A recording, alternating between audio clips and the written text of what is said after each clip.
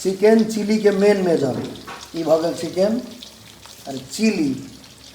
मिर्चाई, यही से एकर नाम पड़ल है चिली चिकेन, चिकेन चिली। देखिए वहाँ एक ही है कि प्याज के अहाँ के तरीका से पंखुड़ी छोड़वा पड़ा। देखिए थोड़ा सा टेस्ट करेगा एक नंबर।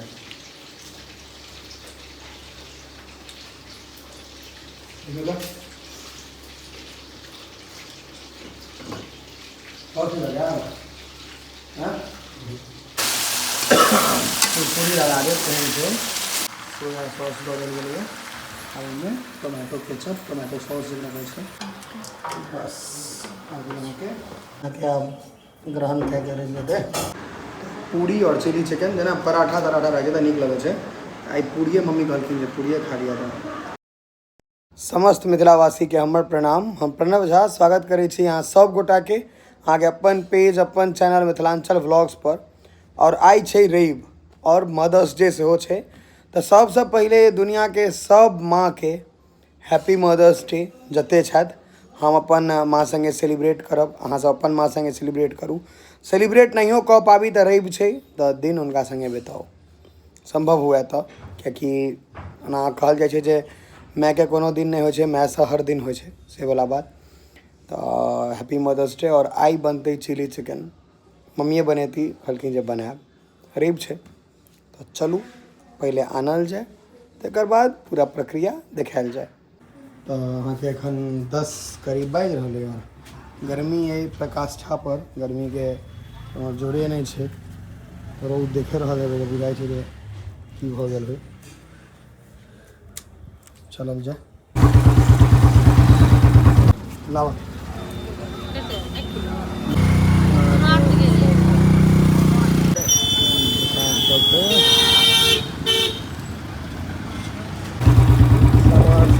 वापस घर। यहाँ के चिली चिकन के प्रक्रिया चालू है।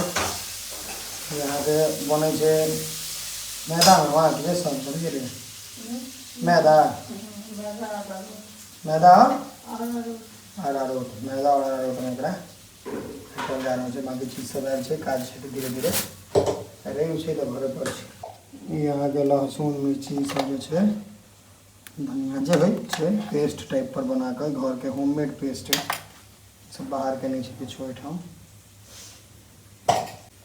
हमारा गमकै छो जबरदस्त। यहाँ के मदर्स डे सेहो छे, मदर्स डे दिन मम्मी बना रहा सुंदर से एकदम तैयार आदमी कुछ कपड़ा लगा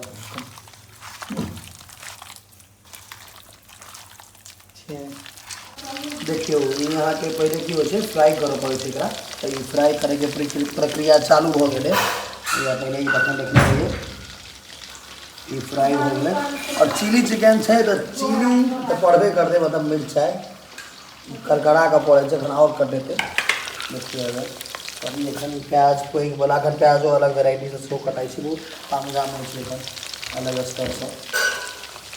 अलग लेवल से तामझाम आराम से एक घानी निकल रही है। एक घानी के टेस्ट करबे तो सॉस संगे तने पता लागे जे केहन छे। देखियो कनी तो मम्मी हमर क्या घानी एखन चलते एक घानी खाली। चिकेन चिली के मेन मेजर ई भ गेल चिकेन और चिली मिर्चाई, यही से एकर नाम पड़ल है chilli chicken, chicken chilli. Taste करेगा तो 30 में पैक पैक बना के ना ढोल चले दुकान वाला का 3टा पीस 4टा पीस सॉस कहाँ से सॉस अंग्रेजी में केचप कर दिया। क्यों पापा देखो एक मुट्ठी टेस्ट करो ऊपर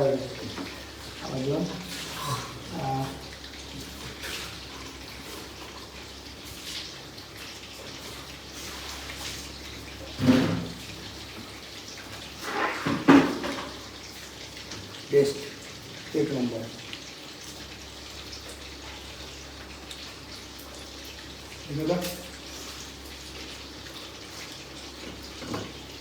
और लगा हाँ बेटा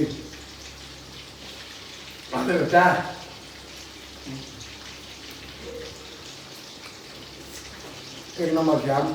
काज भर देखा पूरा वीडियो जे टमाटो केचप खाए चाहता से टमाटो केचप या सॉस नहीं तो चटनी धनिया पात वगैरह के एक नंबर चटनी मिर्चाई और धनिया पात से जबरदस्त चटनी बनाओ इहो अहाँ खा सकै ऑप्शन में अहाँ घर पर अपन बनबै छी तो बना सकै छी। देखियो अहाँ ये प्याज के अहाँ के तरीका से पंखुड़ी छोड़वा पड़त देखिए छोड़ा कर ढेसर प्याज देवे तो नहीं बढ़िया है और ये मिर्ची अहाँ के तरीका से काटल रहबाक चाहिए चिकन के पीस छोट हेबाक चाहिए तहन जाकर चिकन बनत एहन अहाँ के नयो हेबाक चाहिए दो बात छै तहने घर में बनत बना सके मैं अगर बना दिया तो माँ रे हैप्पी मदर्स डे हम तो कहलियो भरे भरे आई तो सब फोटो सब लगे हैं ना रंग बिरंग के की करते फोटो तो लगाइए लेते मजा और किस करे नहीं करेगी पिछला साल वाला वीडियो लगा दिए बीच में पिछला वाला वीडियो तो लिए यार तुझे कहने रही से रही छै तो हमहूँ कनी मनी हाथ बटा दै छी और हम किछु करे नहीं छी सच बतबै छी लेकिन जे छै सलाद सैलड से काटि सकै छी ई पहले काटि ली तकर बाद ई हम अहाँके सलाद काटि लेलहुँ हँ आब एकरा कनी सरिया देबै नीकसँ चोपैत तोपैत कऽ राखि दै छियै एक तरह सरिया कऽ धऽ देलियै देखियौ सुन्दर लागि रहल एकदम सरिया देलियै देखियो अब अहाँके ग्रेवी हो छै तो तैयार भऽ रहल है मिरचाइ एकदम महक आबि रहल छै पूरी लगा दे तेहन छै बस मिर्ची छै खाली मिरचाइ देखियो प्याज सबटा प्याज छोड़ा देने छै एकदम फरहर देखियो मिर्ची और प्याज का मेन ग्रेवी है इसमें मिर्चाई और प्याज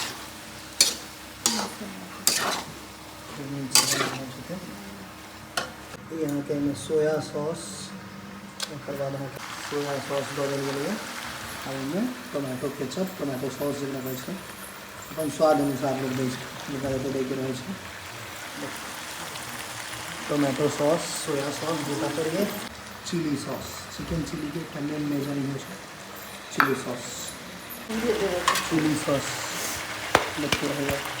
tomato sauce soya sauce chilli sauce प्याज और मिर्चाई ये सब चीज़ में आप पड़ गए चिकन पड़ यहाँ के भऽ गेल छै हमर आब यहाँ के चिकन ये जो छै फ्राइड चिकन से में डालल देखे कुछ मम्मी फ्राइड राइस के बारे में ख्याल है तो चटनी के सामने खाना देखियो चिली चिकन यहाँ के माँ के हाथ के मदर्स डे में चिली चिकन ज़बरदस्त वाला एक नंबर वाला क्या मिला दिया है मसाला खाना बस अब एक टाइम बहुत टाइम बचल छै जब छोड़ देते हैं और कुछ देर में तैयार हो जाए क्योंकि फ्राई भी ऑलरेडी पहले बनल छै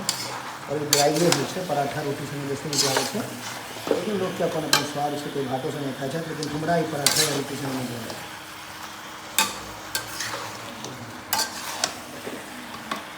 एक नंबर से बस आगे के किस देर में भ जेतै चिली चिकन आगे बन के तैयार हो गए और देखियो कते सुंदर लग रहा है फुली कंप्लीटेड बन का एक पीस टेस्ट करी और दावा दिया करी चलो एक पीस टेस्ट कर एक पीस छोट सन भेटो नहीं रहा कोनो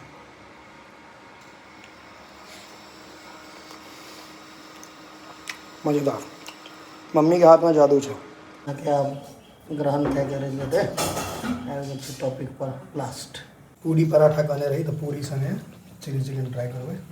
एक नंबर गरमा गरम पूरी में देख लियो बस हो गया पूरी और चिली चिकन आगे आप चिली चिकन हम अपने मतलब जा खाली प्यारे नहीं करिए अच्छा पप्पा सब खा लेला है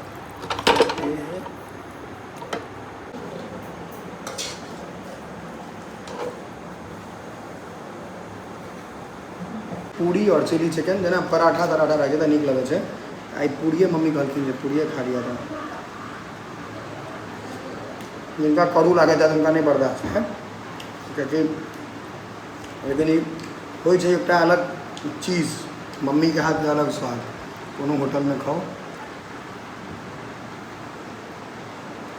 हम खा ले ठीक है।